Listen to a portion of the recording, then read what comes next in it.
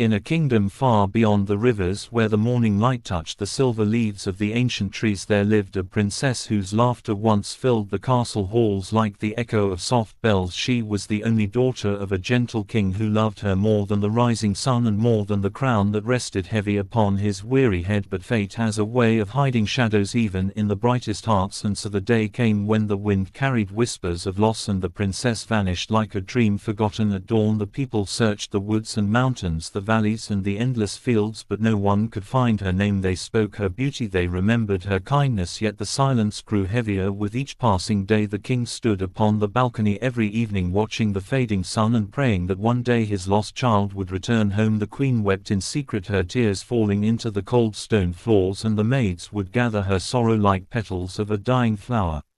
But far away beyond the reach of royal guards and maps the princess wandered through the deep forest, her silk gown torn by the thorns, her golden hair tangled with leaves and dust. She had no crown, no jewels, only a fragile hope that someone somewhere might still be looking for her. She did not know the path she followed, only that her feet kept moving as though the earth itself guided her steps. She crossed streams and climbed ridges, her soft hands bruised and trembling, yet her spirit refused to break. At night she slept beneath the wide sky, tracing the stars and wondering if her parents could see the same stars from their palace tower. She would whisper to the moon, "Tell them I am alive, tell them I will find my way home." And sometimes the moon seemed to shimmer brighter as though answering her prayer.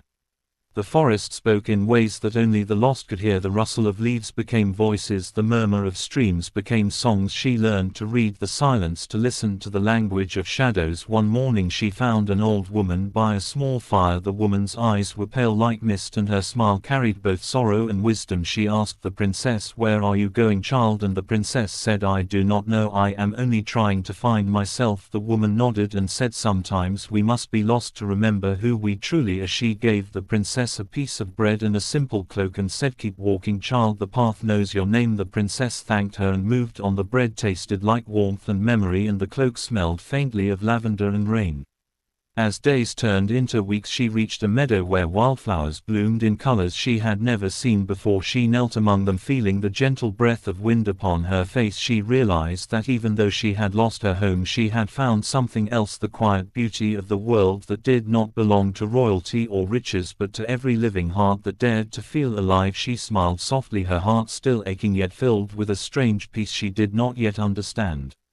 The morning light poured gently over the meadow as the princess awoke to the sound of birds singing a song she had never heard before. She rose slowly, her limbs sore but her heart steady. She looked toward the horizon where the mist lifted to reveal a distant mountain, its peaks hidden in clouds, and something within her whispered that her journey was leading there. She walked for hours, her feet sinking into soft earth, her dress now faded but her eyes bright with quiet strength. Along the path she met travelers with stories carved into their faces, an old man carrying a wooden flute, a child holding a basket of berries, a woman humming a tune of forgotten lands. Each one smiled at her as if they knew she was searching for something sacred, and though none asked who she was, they all wished her light and safety.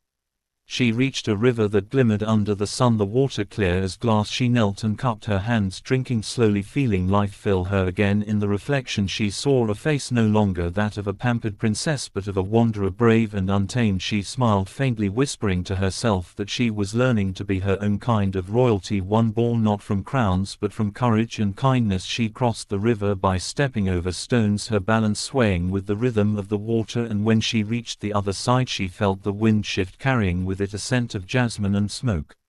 As evening fell she found a small village hidden between the hills. The people there looked weary, their clothes simple, their smiles tired but genuine. A kind woman invited her to rest near the fire. She offered her soup made of herbs and roots. The princess ate quietly, grateful for the warmth. The woman asked where she came from, and the princess said, "Only from a place that no longer remembers me." The woman nodded with understanding and said, "Sometimes we must leave behind what forgets us to find what remembers us in ways we never expected." The princess stayed there for a few days, helping the villagers fetch water, gather wood and care for the children, and for the first time she felt the simple joy of being needed, not because of her title but because of her heart.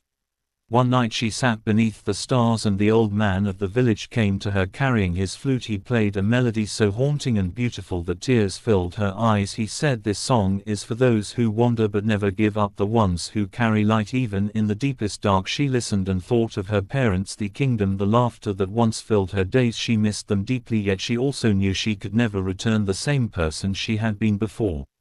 As dawn approached, she packed her small bundle of belongings and whispered farewell to the kind souls who had given her shelter. She promised to return one day, then turned toward the mountain where the clouds rested like a crown. She began to climb through forests thick with moss and stone paths glistening with dew. Her breath grew heavy, her steps slower, but her heart strong. Every whisper of wind seemed to guide her, every ray of light felt like a promise. She was no longer afraid of being lost, for she now understood that being lost was only the first step toward being found. As the princess climbed higher, the air grew colder and the silence deeper. The mountain seemed endless, yet she did not stop. Her heart beat like a quiet drum guiding her through the mist. The trees grew sparse and the stones sharper, but still she moved forward until she reached a clearing where the clouds opened and sunlight poured through like golden rain. She stood there breathless, staring at the valley below that stretched wide and endless like a memory she could almost touch, and for a moment she felt both small and infinite. She closed her eyes and let the wind wrap around her. It carried whispers that sounded like voices from home, and she felt tears slide down her cheeks, not of sorrow but of awakening.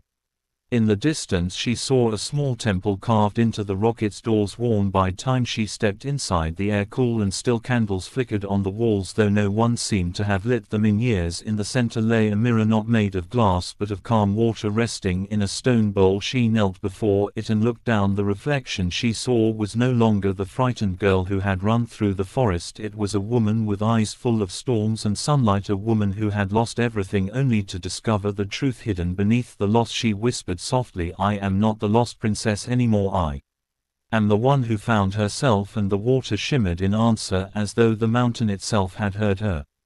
Suddenly she felt warmth surround her like an embrace. Though no one was there, she could feel the presence of those she loved, her mother's soft voice, her father's steady strength, the laughter of the palace gardens all flowing through her heart. She realized they had never truly been gone, they had lived within her all along. Every kindness she gave, every courage she found was a piece of them living in her now. She smiled and stood tall, knowing that her story was no longer about being found but about becoming whole. She left the temple and began her descent down the mountain. The world below glowed with life, rivers glittered, fields bloomed, and the sky stretched wide like an endless promise. When she reached the foot of the mountain, she found travelers who greeted her with respect and curiosity. They did not know her name or her past, and she did not tell them. She simply joined their journey, walking beside them as one of their own. And as the days passed, her laughter returned, soft but strong, like a song rising after a long silence. Villagers whispered tales of a kind stranger who helped the poor and healed the broken hearts. They called her the Lady of the Hills. Some said she was a spirit, some said she was a queen, but no one truly knew the truth, and she never needed them. To the princess who once was lost had become something far greater than what she had been. She had become a symbol of hope and of courage, a reminder that even when the path disappears, the heart always remembers the way home. And somewhere far beyond the valley, in the kingdom she once called home, the king and queen stood at their balcony one evening looking toward the mountains, the sunset painting the sky in gold and crimson, and for the first time in many years they smiled, for they felt it deep within their hearts that the daughter was alive, not in the castle, not in the halls, but in the world, in its light, in its silence, in its endless beauty. And so the story of the lost princess became the legend of the found heart, carried by the wind, forever whispered by time.